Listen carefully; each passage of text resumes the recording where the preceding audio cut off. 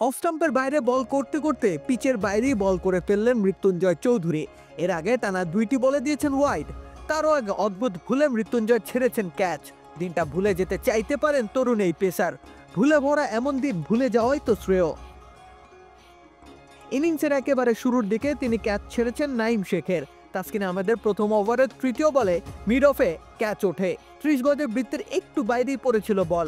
মৃত্যুঞ্জয় ছুটে যাচ্ছিলেন সে বলটি তালুবন্দি করতে, কিন্তু তিনি শেষ অবধি কি করলেন সে ব্যাখ্যা হয়তো শুধু তিনিই দিতে পারবেন। মৃত্যুঞ্জয় হয়তো অজুহাত হিসেবে ফ্লাড লাইটের আলোর দোষ দিতে পারেন। তাছাড়া উল্টো দিকে দৌড়ে যাচ্ছিলেন বলেই হয়তো বলের গতিপথ বুঝতে অসুবিধা হয়েছিল তার, কিন্তু শেষ অবধি তিনি বলের কাছাকাছিও পৌঁছাতে পারেননি। শেষ অবধি বিষয়টিকে দৃষ্টিকটু এক ক্যাচ মিসই মনে হয়েছে। ম্যাজিক হার্বাল টুথপেস্ট দূর করে দুর্গন্ধ সৃষ্টিকারী দাঁতের সমস্যা। ইয়েস, দেখাও তোমার ম্যাজিক। সেখানে শেষ নয়, বল হাতেও বেজায় বাজে দিন কাটিয়েছেন মৃত্যুঞ্জয়। 4 ওভার বোলিং করে 45 রান হজম করেছেন। এর মধ্যে ব্যক্তিগত শেষ ওভারে তো ব্যাটারের ভয়ে ক্রমাগত ওয়াইড দিতে দিতে নো বলও করে বসেন। তার ওভারের একেবারে শেষ বল করতে বল ছুটতে হয়েছে 4 বার। অফসাইডে সরে গিয়ে রুম বানিয়ে শট খেলতে চেয়েছিলেন মাহিদুল ইসলাম অঙ্কন।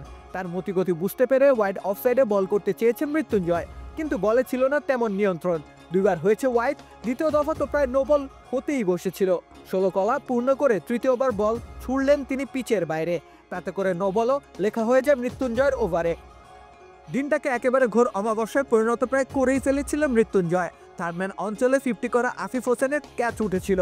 3 বারের প্রচেষ্টায় সেই ক্যাচ তালুবন্দি করেন মৃত্যুঞ্জয়, নতুবা বাজে দিনের অন্ধকার দ্বিগুণ ঘনীভূত হতো। কোনো উইকেট না পাওয়ার হতাশা তো আগে থেকেই ছিল, সেই সাথে পারিশ্রমিকের গন্ডগোল মৃত্যুঞ্জয়ের সঙ্গী। এমন দিন ভুলতে না চাওয়ার উপায় কি আছে? রাকিব হোসেন রুম্মান, খেলা 71।